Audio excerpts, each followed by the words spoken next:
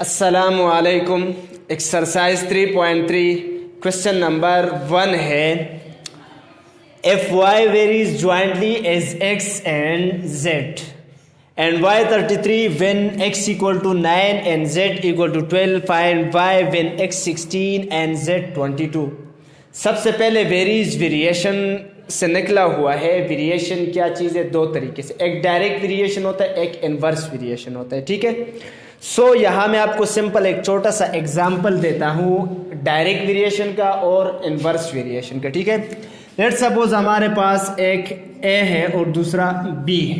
ठीक है, अगर ए की कोई भी वैल्यू 3 है, बी की वैल्यू 4 है। ठीक है, सो अगर ए की वैल्यू इंक्रीज हो रही है यानी बढ़ती जा रही है, यानी ए डबल हो जाती है 6 पे जाती है, तो बी की जो 4 है ये 8 पे जाएगी।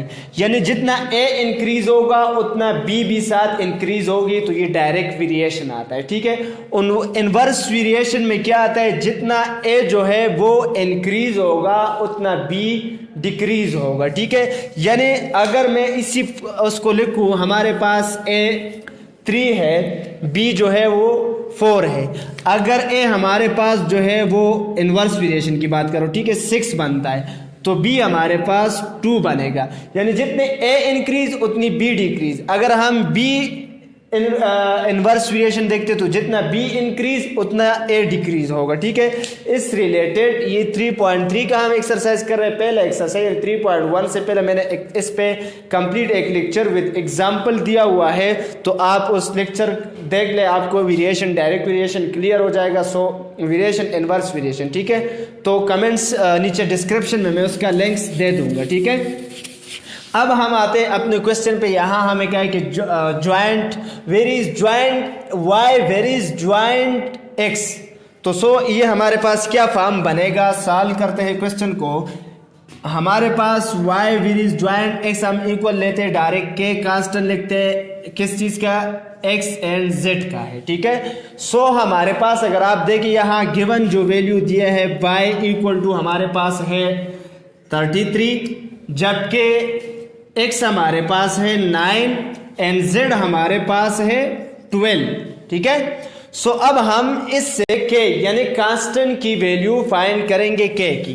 तो सो y की वैल्यू हमारे पास 33 इक्वल टू k, कांस्टेंट की वैल्यू फाइंड करनी है। x की वैल्यू हमारे पास 9 जबकि z की वैल्यू हमारे पास 12 है। ठीक है, सबसे पहले हम उस साइड पे k के साथ 9 और 12 जो है वो आपस में मल्टीप्लाई हो रहा है, जो कि 108 बनता है। ठीक है, अब यहाँ जो मल्टीप्लाई हो रहा है वो उस इस साइड पे आगे क्या होगा? डिवाइड होगा, यानी 108 डिवाइड हो जाएगा इक्वल टू k आ जाएगी। ठीक है, सो यहाँ अगर आप देखें 11 3 33, जबकि आप यहाँ देखें 3 3 9 यानी 36 108, यानी 3 के साथ हम काट सकते थे। 11/36 इक्वल टू k, ये हमारे पास किस चीज की वैल्यू आ गई? k कांस्टेंट की वैल्यू हमारे पास 11/36 आ। अब हमारे पास क्वेश्चन में जो गिवन y की वैल्यू हमने क्या करना है? मजीद का है कि y की वैल्यू फाइंड करनी है। x हमारे पास क्या दिया है?